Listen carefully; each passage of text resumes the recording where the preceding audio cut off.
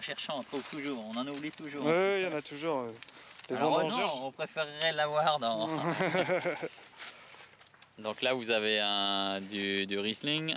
Comme ça on va voir le parti botrytisé. Ouais.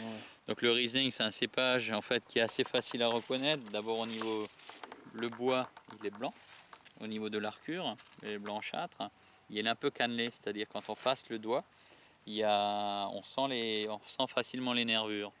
En Gewürztraminer, le bois va être de cette couleur, c'est-à-dire il va être brun, il va être de cette couleur pour le Gewürztraminer. D'accord. Donc c'est deux cépages faciles à reconnaître. Et en plus, surtout le Riesling a des feuilles qui sont beaucoup plus découpées.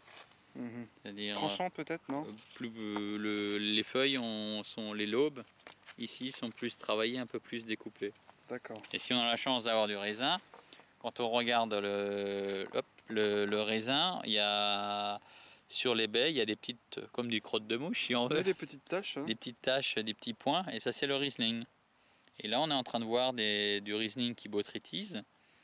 Donc il y a l'eau c'est évaporé, et le champignon qui est la pourriture noble, Botrytis cinerea, fait évaporer l'eau et concentre les sucres.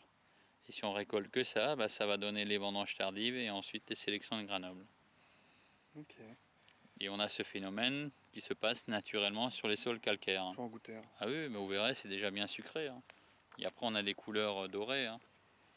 On va voir si on trouve une grappe entière. Mais bon, normalement, ils ont bien vendangé. Hein. On va pas en trouver. Mais c'est déjà bien sucré. Il y a une belle acidité. Hein. Et même si on mange... Ça, c'est un verjus à la base, non? Non, ça, c'est une petite grappe normale. Donc, on a le sucre et l'acidité. Même sur le raisin. Bien l'acidité, comme vous disiez. Parce qu'on est sur le Silberberg, et Silberberg a une acidité très vive, très pointue.